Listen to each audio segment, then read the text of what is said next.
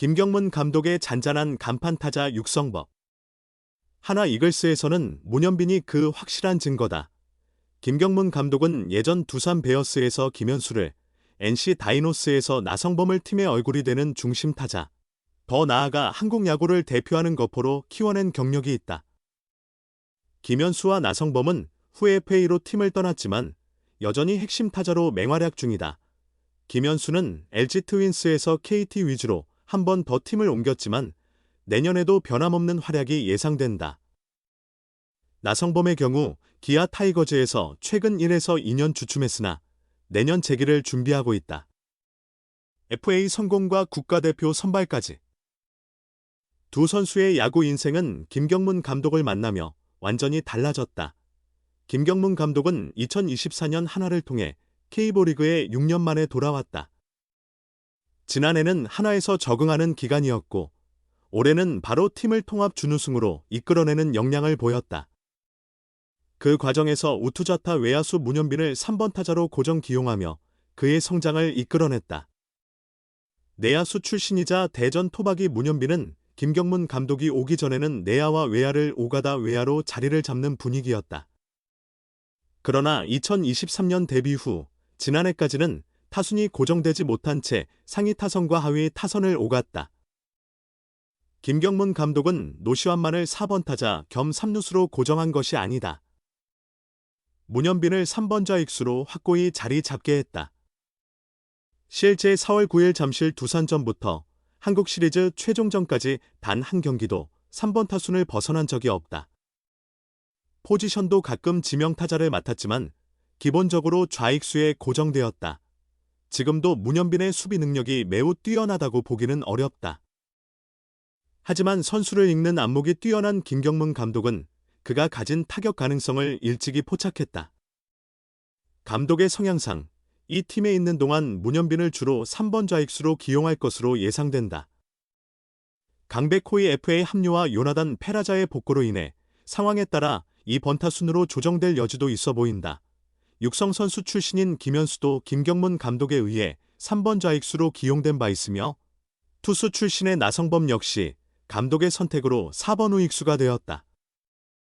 문현빈은 홈런 타자는 아니지만 정교한 컨택과 이루타 생산 능력을 갖춘 타자다. 큰 그림에서 보면 김현수와 유사한 방향으로 성장할 가능성을 지닌다. 좌타자라는 공통점도 한몫한다. 141경기 528타수 169안타, 타율 0.320 12홈런 80타점 OPS 0.823. 커리어 하이 시즌을 보낸 후 네이버 K 베이스볼 시리즈를 통해 국가대표 유니폼을 입었다. 내년 1월 사입한 전지훈련 명단에도 그의 이름이 올랐다. 내년 WBC와 나고야, 아이치 아시안게임 참가 가능성도 열려있다. 김현수와 나성범이 팀의 핵심 타자로 성장하며 국가대표에 선발되고 병역 혜택까지 받았던 선례가 있다. 김경문 감독의 계약은 내년이 마지막이다. 내년 한화의 타선은 새로운 모습의 강백호가 부활할지 주목받지만 올해 핵심 타자로 자리 잡은 문현빈의 꾸준한 타격 또한 매우 중요할 것이다. 한화는 외야 수비가 약점이지만 내년에는 타선의 공격력으로 경기를 풀어나갈 준비가 되어 있다. 역시 골든글러브를 따내는 일은 결코 간단하지 않았다. 9일 서울 롯데호텔 크리스탈 볼룸에서 2025 신한솔 뱅크 KBO 골든글러브 시상식이 열렸다. 외국인 투수 최초 사관왕이자 리그 MVP 코지 폰세를 포함해 국민타자 이승엽과 함께 골든글러브 역대 최다 수상 타이 기록 10회를 이룬 포수 양의지, 두산 베어스, 1루수 르윈 디아즈, 삼성 라이온즈, 2루수 신민재, LG 트윈스, 3루수 송성문, 키움 히어로즈, 유격수 김주원, NC 다이노스, 지명타자 최영우, 삼성 등 당연한 수상자들이 영예를 안았다. 외야수 부문 세 자리는 예상하기 힘들었다. 우선 신인왕 안현민, KT 위즈, 과 구자욱, 삼성 이 두 자리를 차지할 것임이 점쳐지는 가운데 마지막 한 자리의 주인공을 가리기가 매우 어려웠다. 2년 연속 최다 안타왕에 오른 빅터 레이에스, 롯데 자이언츠, 커리어 하이 시즌을 보낸 김성윤, 삼성, 그리고 이번 시즌 완성된 기량을 선보인 문현빈까지 결국 레이에스가 그 주인공이 되었다.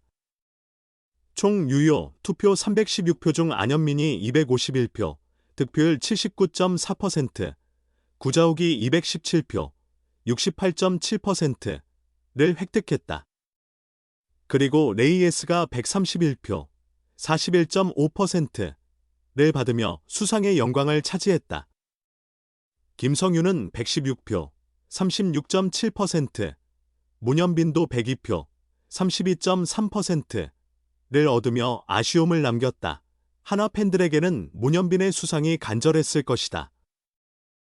문현빈은 이번 시즌 141경기에 출전해 169안타 12홈런 80타점 71득점 17도루, 타율 0.320을 기록하며 하나의 19년 만에 한국 시리즈 진출에 크게 기여했다. 최다 안타 4위, 타율 5위에 올랐고 시즌 마감 후에는 국가대표팀 명단에 이름을 올릴 만큼 성장을 보였다. 그러나 안현민, 구자욱, 레이에스, 그리고 김성윤을 넘어서 골든글러브를 획득하는 것은 결코 간단한 일이 아니다. 하나 소속 외야수가 골든글러브를 수상한 지는 무려 20년 전이다. 1999년부터 2006년까지 2004년을 제외하고 하나에서 활약한 데이비스가 2005년에 받은 것이 최근 기록이다. 국내 선수만으로 보면 2002년 송지만 이후 23년 동안 단 한 명도 없었다. 구자욱은 리그에 뛰어난 선수들이 많이 등장하고 있습니다. 저에게도 큰 자극이 될 수밖에 없어요 라고 말했다. 과연 문현빈에게도 그 기회가 찾아올 수 있을까?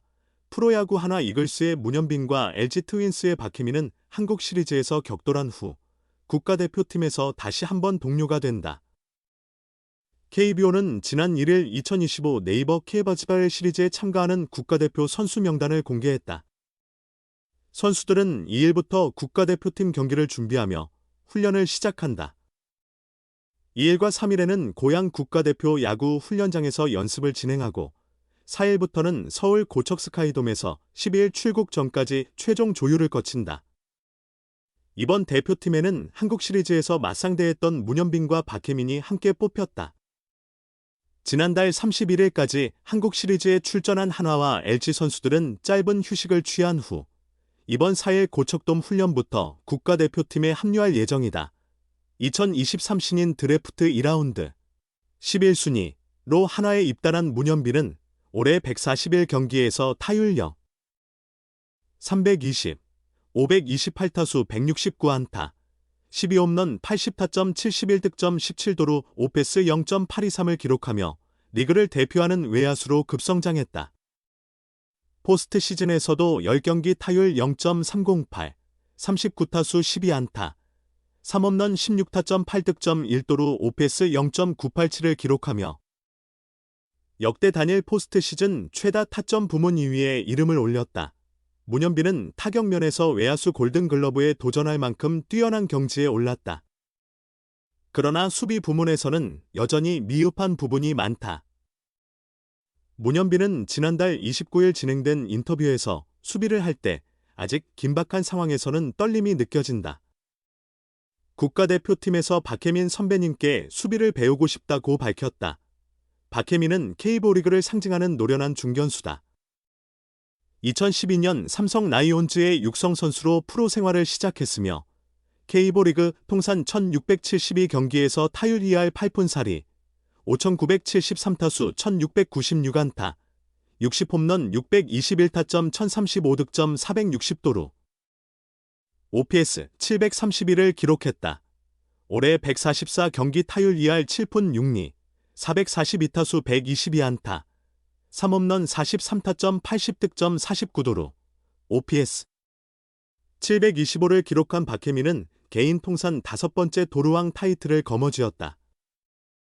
그는 여전히 타격으로 팀에 기여할 뿐만 아니라 수비에서도 리그 최고 수준의 실력을 유감없이 발휘했다. 박혜민은 한국 시리즈에서 중견수 방향으로 강하게 날아온 문현빈의 타구를 하나도 놓치지 않고 잡아내며 LG의 한국 시리즈 우승에 크게 공헌했다. 대표팀에서 수비를 배우고 싶다는 문현빈의 발언을 전해 들은 박혜민은 저는 타격을 배우겠습니다 라고 웃으며 말했다.